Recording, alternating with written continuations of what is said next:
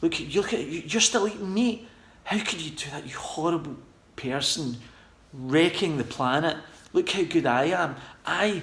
We go cycle our bikes to go and pick fruits, so we don't even have to take the car to the supermarket. That's how good a person I am. The BBC have just got an absolute hard-on for climate change, for anti-white bigotry, and for anything gay, and I'm sick of it. Hi, so it's happened again. I've been sufficiently angered by the BBC News yet again that I've decided to make another video. So this time it's about climate change and the fact that we've not to eat meat anymore because it damages the climate. Let's have a little listen. This is what the BBC led with tonight on the 6 o'clock news. Good evening and welcome to the BBC News at 6. We're all being urged to eat less meat and make our diets more plant-based in a bid to help tackle climate change. The United Nations experts say we're consuming too many meat and dairy products in the West, and it's helping to fuel global warming. But their new report stops short of saying people should become vegetarian or vegan. Here's our science editor, David Shutman. So they're saying that we have to stop eating meat because it's adversely affecting the climate. But then they conflate it later on because they start talking that it's affecting the land, because obviously you use different kinds of land to grow crops on or to grow farm animals on and whatnot. But let's carry on and see what they say. A wall of dust smothers the parched fields of Oklahoma. So of course they start with the absolutely apocalyptic scene in Oklahoma of a desert dust storm. But dust storms didn't happen until SUVs were invented. Did you know that? Never a single dust storm on the planet until the first SUVs were invented. The planet is heating up, which may make it harder to grow the food we need. Just as the world's population... Notice the word may make it harder to grow the food we need. Does anybody actually believe that it's going to be more difficult to grow food if it gets a little bit warmer? Certainly won't be more difficult in Siberia to grow food, will it? Or Russia? Sure. I mean, Russia's the biggest country in the world. I'm sure there's going to be swathes of land, if it gets a bit warmer, that are going to open up to be able to grow food and crops up there. So that doesn't seem right. Keeps increasing. There'll be 2 billion more of us by the middle of the century. And at the same time, up to a third of all food is wasted. And as it rots, it releases gases that raise temperatures even more. That raise temperatures even more than they're already raising. Oh my God, we're going to boil alive. How much is it already raised? Well, actually, it's only raised 1 degree centigrade. So some scientists say, others would say, if you look at the most complete and full records of temperatures on the planet, which is actually America, since the 1930s, it's actually stayed almost exactly the same, or possibly even cooled a little bit. And I'm sure scientists also say that humans couldn't have had any effect on the climate to any degree that would matter at all. This is according to them. I don't believe it matters at all anyway, but according to them, the IPCC, they say we wouldn't have any effect on the climate until the mid-40s. But if you look at the complete records, the most complete on the planet, which is America, since the 30s, it's either stayed the same or even cooled a little bit. Don't take my word for it, look it up yourself. And this exacerbates climate change. The UN Climate Panel highlights these challenges in a major new report into how we're damaging the land we depend on and what that means for the future. We see very high risks. And that becomes incredibly scary, not just for the public, but for us as individuals and scientists. And the question is, what can we do to avoid those risks and build a better future? So we have a woman who's scared, who's supposed to be a scientist looking at data, but she's telling us all that she's scared. How can she be dispassionately examining the data and the evidence that's supposed to be examined when she's got this kind of attitude towards it? Scared. I mean, seriously, people, this climate alarmism is getting out of hand. People are actually scared, talking about 12 years to go. And then people even try and trump that by saying it's less than 12 years. Yeah, but I mean 12 years, but I mean some people even say it's even less. So we absolutely have to be running around like headless chickens, scared off our nut. The first step, the scientists say, would be to see an end to clearing forests like the Amazon. As we reported... So, everyone can agree on that. Nobody wants to see the Amazon rainforest deforested. We can all agree on that. But not because it's affecting the climate. The climate's changed, according to the IPCC, by 1 degree. And so you think that... carry on. Last month, the trees store huge amounts of carbon, but they're being felled to make way for cattle. And because the animals generate a lot of methane, a warming gas, the report says that eating less meat and more plants would really help. So this is going back to the cow farts thing again. AOC in America goes on about. Methane doesn't stay in the atmosphere for long. Wherever there's oxygen, methane oxidizes. So methane isn't even a problem. It's an absolute fraction. There's only, I think it's 2 parts per million. 2 parts per million. CO2 is 410 parts per million, something around there. Methane is 2 parts per million, and it doesn't even last in the atmosphere because it oxidizes. So this is a complete and utter fabrication. Again, don't take my word for it. Go and examine this for yourselves, research for yourselves. Methane is not a problem. Yes, methane is a greenhouse gas, along with CO2, which is an utterly harmless gas. People talk about it as though it's poison. It's not toxic. It's an odourless, colourless, harmless, innocuous gas, carbon dioxide. Not to be confused, as my brother did, with carbon monoxide, that we all have our little alarm detectors in the caravans and stuff in case we get carbon monoxide poisoning. Carbon dioxide is a greenhouse gas, and do you know what the biggest greenhouse gas is? Do you? It is water vapour. Water vapour is the biggest greenhouse gas. 95%, something around there, of all greenhouse gases is water vapour.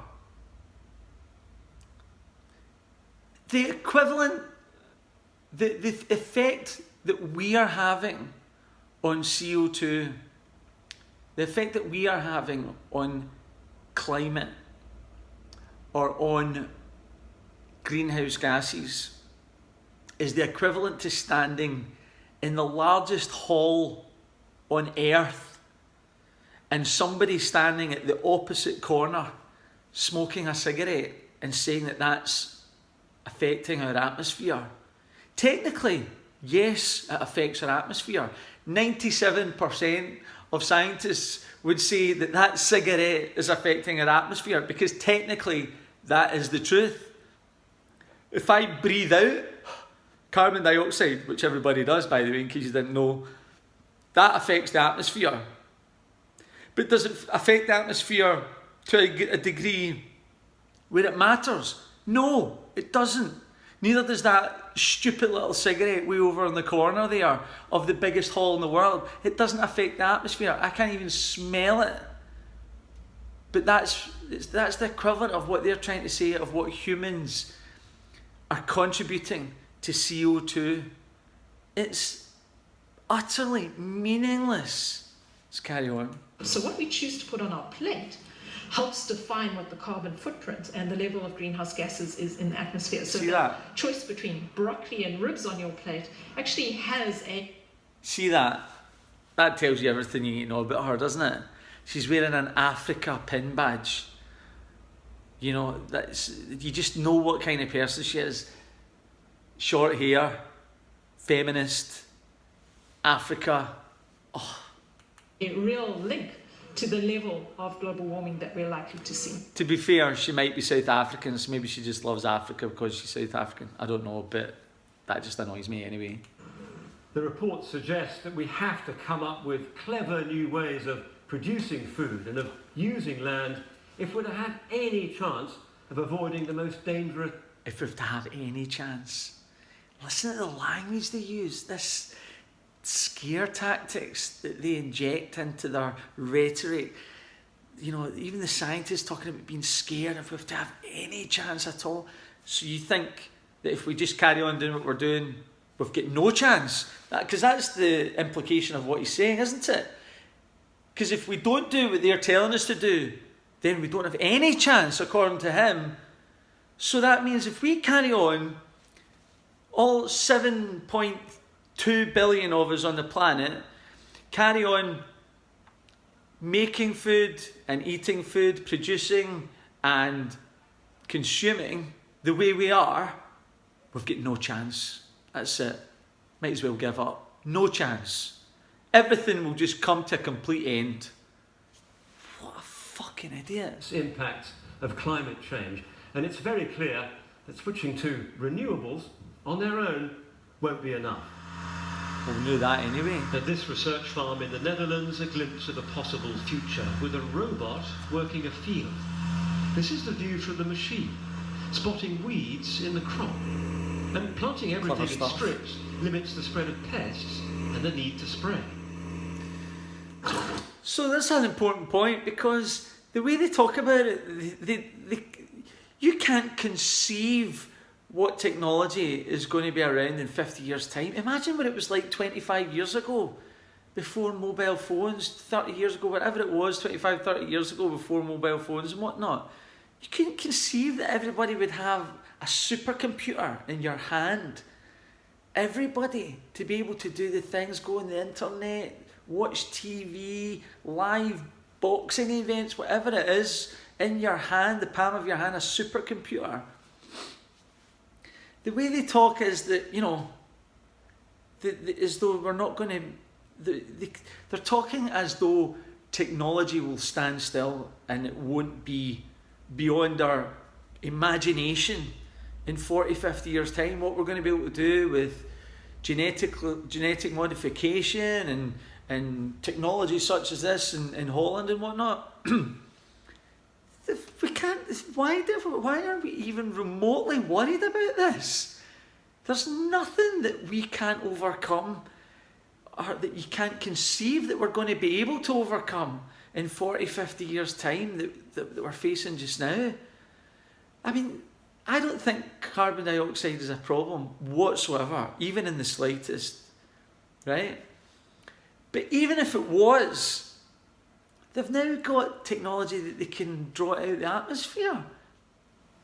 Scott Adams talks about slow-moving disasters. This is a slow-moving... It's not a disaster. They talk about it as though it's a disaster. The weather's beautiful. The weather's perfect. But even if it was a problem, it's a slow-moving problem over decades as technology has gone through the roof. To think that we're not going to be able to deal with any issues that a slightly warmer climate is going to throw at us is I mean, it's getting to the stage where these climate alarmists, I have to think that they're mentally ill. The way they talk about these issues, the way the fear they inject into it, and the scare tactics they use talking about it and discussing it. And I expect to get lambasted for making a video like this that even remotely challenges the orthodox narrative on it. Up the road, a dairy farm that's floating in Rotterdam. Cows produce milk where consumers live, cutting the need for transport. The same in Nigeria. This food is grown in the city where it's eaten. And in Tokyo, a paddy field's on a rooftop. Urban farming can be more environmentally friendly. So that'll happen. More of that will happen. Campaigner Greta Thunberg was in Geneva to thank the climate Here we go. scientists. She says she's a vegan and that attitudes depend She on would age. be. It feels like many older people feel like, why should I care about this? This is not going to affect me as much. But young people feel more like... Literally, nobody thinks like that. Not a single person on this earth who she would call old thinks, do you know what? I don't give a fuck. I'm going to be dead 10, 20 years anyway. I don't care what the environment's like. Nobody thinks like that.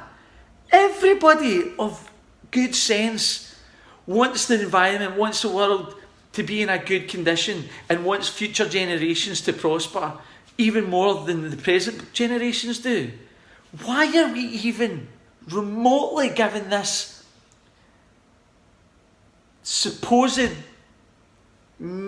savant, I was going to say, but she's not a savant because savants are impressive. She's not remotely impressive. She's mentally ill, and I'm saying that without any hyperbole. She is actually mentally ill, like self-confessed, who supposedly can see carbon dioxide with their bare eyes, which is a total fabrication and lie that our parents are encouraging. I mean, this girl has issues, our parents have issues, but how has this, I don't want to say stupid, but how has this young, mentally ill girl been throttled to the front of this debate is beyond me. There's money, there's nefarious people behind this girl, and I don't know who it is, but this doesn't happen organically. There's something seriously up with the fact that she's now the go-to consultant on all things climate. Oh, it just drives me up the wall. It is going to affect them. Wind tears away precious soil from the fields of Norfolk. The more the land is degraded, the less it will absorb carbon from the air, and the more temperatures will rise. David Truckman, BBC News. Just keep rising and rising and rising. So will these warnings from the United Nations have any effect on what people put in their baskets? Our correspondent Seema Katecha has spent the day with one family who've been persuaded by the argument. We see this family. So we buy our fruit from an organic fruit company, which delivers every week. We go and collect our vegetables from the farm. If we can eat a plant-based diet. Because that'll bring the Helen's climate been down a little vegetarian bit. for most of her life. For her family, fighting climate You change see your son as is well. a daily priority. We drive a few miles to get our vegetables, or cycle even, rather than eating food that's come from Yeah, China that's or good because America. that So all the climate carbon brings it travelling down, just is keeps much it, less. you know. And I also think it's important to build local food production. Is this something that people should really be worrying about? Because there are people out there who genuinely believe that there are more important...